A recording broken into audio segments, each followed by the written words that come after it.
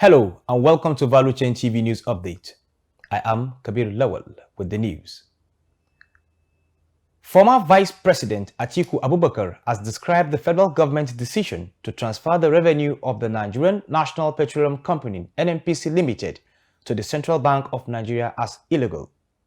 The reaction of the 2023 contender of the presidential elections follows the recent statement by the governor of CBN, Olayemi Kadosu, that the NNPC and the Ministry of Finance have agreed to remit their foreign exchange inflows to Apex Bank to boost the nation's external reserves. Abubakar said the move undermines the operational independence of the national oil company. Value Chain TV asked some Nigerians their thoughts on the matter. You know, they are aspirants. They are in opposition. They will not talk anything good about the government. This is a Nigerian this is politics. They want everything because of all of them. They were working for 2027, and they will want in a situation where I will believe President Tinubu will play ball. He will perform. For you to rebuild it, it will take a lot of time and a lot of energy. It's not easy. The country is just like when you are starting, you start building, building. A dilapidated building, you must first of all destroy it and rebuild. All the government, all the policy of President Tinubu, they are all good policy, and which I believe very soon Nigeria will gain a lot from it. There was no Nigeria before Tinubu came in. The country was already destroyed. It was no longer a country before he came in. So he came in to pick up the broken pieces, different parts like business centers. So he's trying to put them together. I'm not APC and I'm not holding brief for the president either. But as a Nigerian, I didn't see a country before the last election. I was not even in support of the last general election. We wanted a situation whereby they could set up like ad hoc committee or interim government. Let somebody come in to gather the broken pieces, the autonomous business centers in the name of state and Nigeria together. If this person had come into our nest to put all these resources together to form one Nigeria, before we would have done the election. There was no Nigeria before the election. The Chief Executive Officer of the Nigerian Upstream Petroleum Regulatory Commission, NUPRC, Engineer Gbenga Komolafe, has emphasized the critical need to fostering synergy, collaboration, and optimization in the Nigerian oil and gas sector. Komolafe was speaking during a meeting with the Managing Director of NNPC E&P Limited, Mr. Nicholas Foucault, at the Commission's head office in Abuja. Chat Moses completes the report. During the discussion, the NUPRC boss highlighted the significance of collaboration among industry stakeholders, including government agencies, exploration and production companies, and service providers. He stressed that by collaboration, these entities can leverage their respective expertise, resources, and technologies to drive innovation and address the challenges facing the sector. Komolafe also underscored the importance of optimization in upstream operations, citing the potential for cost savings, improved productivity, and environmental sustainability. He encouraged the adoption of advanced technologies and best practices to streamline business processes, enhance asset performance, and mitigate risks associated with exploration and production activities. For Value Chain TV, Chat Moses reporting.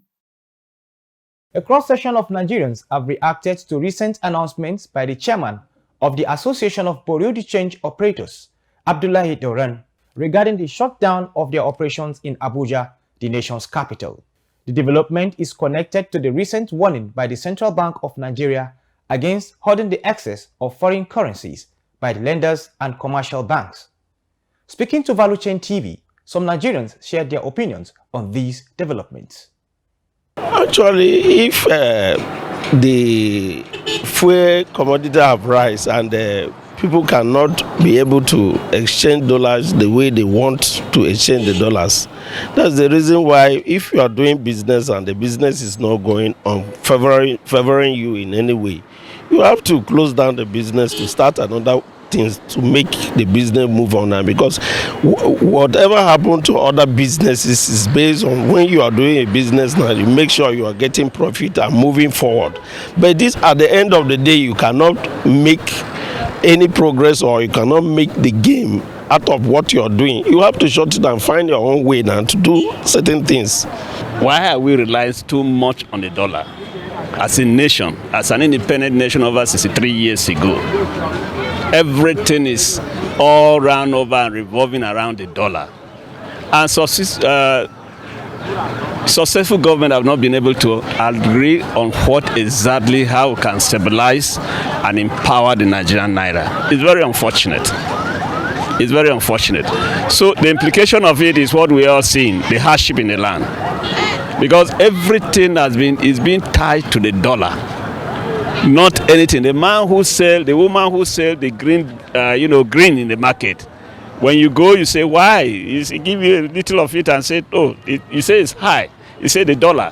What does she even know what the dollar is all about?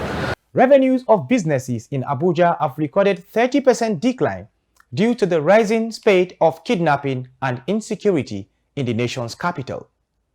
This according to an independent report published by SBM Intelligence, which stated that the spate of insecurity in the capital city has led to the increase in the cost of transport, rent, as well as estate security fees. The report also indicates a drop in business revenue and financial loss from payment of ransom. The report noted that many individuals and businesses now close as early as 5 to 6 p.m. to avoid being victims of insecurity. The federal government has warned states, local governments to stay clear of collecting royalties and taxes from licensed miners operating in their domains. Minister of Solid Minerals Development, Dele Alake, who gave the warning in Kaduna, also revealed that miners and operators owe federal government more than 2 trillion naira, calling on them to pay their debt. He stressed that operators must pay monthly royalties and taxes to the federal government, adding that they are the exclusive preserve of the federal government. Dele Alake also emphasized that the President Bola Tinubu administration was determined to halt the activities of illegal miners across the country. The Nigerian Union of Local Government Employees has appealed to federal government to stop Navy from destroying illegal refinery in the Niger Delta. National President of the Union, Ambali Olatunji, made the call at a press conference to mark the end of its National Executive Council meeting in Abuja. Olatunji said that the union's position was for President Bola Tinubu to prevail on the Nigerian Navy to stop destroying refinery sites in Niger Delta region, because doing so is not beneficial to the country's petroleum sector or Nigerians at large. He advised that instead of destroying the sites, they should be licensed properly and mandated to pay taxes, thereby creating job opportunities as well as generating revenue. Minister of Power, Adebayo Adelabu, has proposed the removal of electricity subsidy for the purpose of effective utilization of energy in the country. Adelabu said this while expressing concerns over the poor electricity supply situation in the country caused by numerous issues, including outstanding subsidy debt, noting that Nigeria is among countries with the least electricity tariff globally. Value Chain TV gathered reactions of Nigerians on the matter. The report. I'm not sure that is what Nigeria needs now, because a common man on the street, most of them where they stay, there's no light. They have light in places like Metama, Asokoro, Use, where the people have money to pay the bills. But the common man that lives in places like Duse, Nyanya, or Galape, you go there, there's no light. So how do you want the person to benefit from what you are doing? What they say they are doing is for them, the rich and the government officials, because they are the ones that live in good choice places where they have NEPA light all the time. So how do you expect that to affect the common man on the street? Like seriously, at this current situation where we are, this is not a priority for Nigerians. Because why is even the light? We are not even getting 247 light. Talk less of saying that they will cut up the subsidy rate that they are paying. This is totally unfair. Let us face what is in our front now. High inflation, security, nothing. See dollar now. How much is dollar? And they are talking about cutting subsidy for electricity. Where is electricity? Where is even the electricity? We are not getting electricity 247. Even 8 hours we are not even getting. Do you eat local bread called Gurasa? Well, it will interest you that Gurasa makers in Kano State have declared indefinite strike over the rising cost of flour, which is affecting business. The protesters, mostly women Gurasa bakers, staged the protest at Chedir Gurasa in Dala local government area earlier today. Speaking to newsmen during the protest, chairperson of the Kano State Gurasa Bakers Association, Fatima Awal, said more than half of the bakers have been rendered jobless as a result of soaring prices of the flour. According to her, they had been protesting against the rising price of the commodity when it reached 16,000 naira, but now the price is 43,000 naira per 50 kg per bag. That ends the Value Chain TV news update. I am Kabir Lawal. Thanks for watching.